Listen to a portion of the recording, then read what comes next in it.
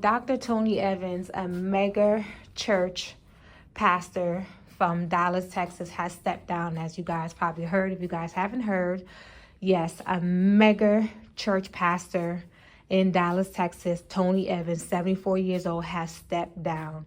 He has stepped down from the throne due to a sin that was committed years ago. Now, some people don't believe that the family didn't know, because the son, Jonathan Evans, who's also a preacher, a pastor, he spoke up for his father on Father's Day and said that they too were surprised by this sin that their father, husband, uncle, whoever he is to them, that they too were surprised by his departure and this sin that he admitted to. Now, they didn't know. Some people don't believe that they don't know. They're saying that, well, because they don't want the heat, they don't want people to leave the church because certain sins can scare people away. Now, we all know there are sins that have different consequences. Not all sins have the same exact consequences. There are some sins that are far worse than others. But nevertheless, sin is sin. And none of us should be comfortable in sin, because that will keep your butt out of the kingdom. But you have to have a sincere, repentant heart. The Most High draw nigh to those who have a broken heart and a contrite spirit. Like the King David, he pleaded with the Most High when he sinned. Remember what King David did? Slept with another man's wife, got her pregnant, had the man killed. That's horrible. He was still a man after the Most High's heart, and the Most High forgave him. But there was judgment that followed King David for the rest of his generation, even to this very day, okay? So we have to be mindful of how we live our life and what we do in our life, because that determines where we would end up for eternity. So I don't know what sin Tony Evans did. What did the elder do?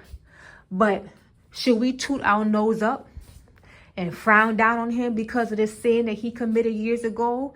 Don't know if someone came years later, now recently resurfaced. We don't know if someone from the past resurfaced, or someone connected to the sin resurfaced and is threatening him. Who knows? Who knows? But sometimes certain sins or certain deeds that we commit, it can get the best of us. And sometimes we don't get peace. No sin should really bring you any type of peace, because sin is sin. We shouldn't be indulging and be well set in sin. Sin is sin. But this sin must have been something so deep to him that it allowed him to step down after nearly 50 years of founding his church. Okay? 50 years ago, nearly. In the article I read, it was about 48 years. But nevertheless, that's almost 50 years ago, okay? That's a long time to step down from his throne. He's been there for decades. So this must be a major sin. But you know what? It could be something smaller. Who knows? But again, sin is sin. But I like that he took responsibility for stepping down and saying, like, listen here, I got to get my mind right. I got to get my spirit right. And I got to get in line with the Father. You never know if Dr. Tony Evans may have had a revelation, may have had a dream, maybe the Most High spoke to him, maybe there was people speaking to him, maybe there was an angel, somebody may have revealed something to him that made him question his presence in the church and may have advised him to finally step down and then let someone else take charge. You never know. But one thing I can say, I can respect what he did, and I could honor that.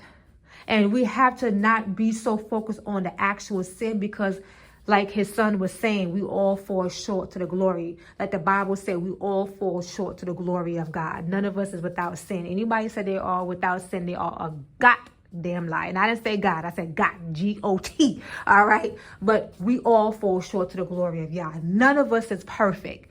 None of us is perfect, but do not mean that we cannot strive for perfection. We have to strive. We have to strive to please the Father in every single way.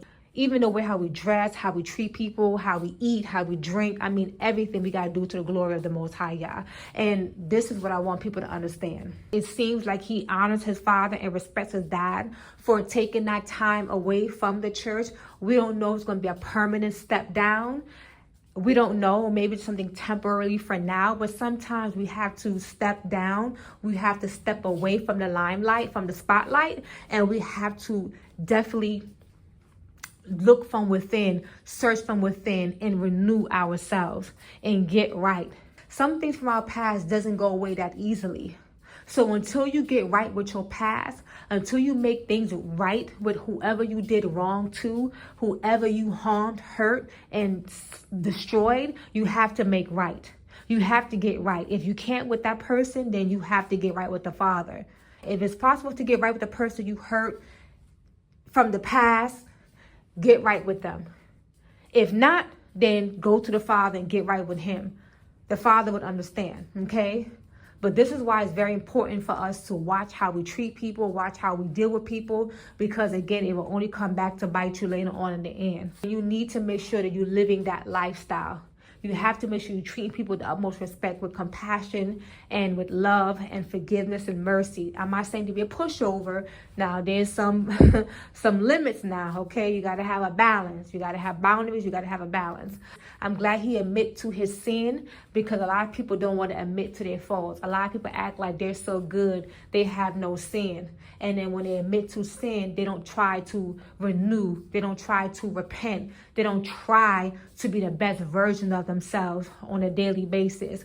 They're not asking the Most High to help them through their trials, through their tribulations, through their vices. People don't want to change. People love to be who they are. You can't believe in the Father and still live a life that you want to live. You got to live according to how the Father tells you how to live, because you're not your own. You didn't wake yourself up in the morning and you didn't create yourself. So you have to make sure that everything that you do it to the glory of the Father. And I'm still working on that too. I'm not exempt neither. When I do my spiritual messages, I'm talking to myself too as well. Okay? And it can make you cry when you think about all that you have done in your life. Think about it, people. And the Most High still got you alive, still having mercy on your soul, on your life. That should make you fall to your knees to pray and to worship and to thank him. And it should inspire you to be a better person every single day, to be a better man, to be a better woman every single day. Even when people upset you, they're out to get you, they hate you, they're jealous of you, whatever, it doesn't matter. You take that to the Most High. Let him be your best friend. Trust me, he sees the good and the evil in everything and in everybody. So no one is getting away with anything. Trust and believe me on that. You got to have the faith in that. But people are probably judging Dr. Tony Evans and criticizing him probably. And those are the ones who are, I guess, self-righteous. And it's never good to be self-righteous. You have to be fair. You have to be just. And you have to be reasonable. Okay? I'm not going to justify whatever the sin is, but I am going to be fair, because we have all fallen short and we have all had skeletons in our closets, okay? And some of us still have secrets and still have deeds and sins that have not been corrected. Most of us have not repented. So who are you to sit there and look down on Dr. Tony Evans when you have to do a double check and look into your life and in your past? What have you done? What have you corrected? What have you changed? So I respect honesty and I respect accountability. That's what I'm looking for. So, I guess prayers for the family, the Evans family. And we're living in some tough times, people. Hey, the devil don't want you to win. He's trying to collect as much souls as possible. Don't let it be your soul. Get right with the Father immediately. Repent. And let's get to the promised land. All right. Bye.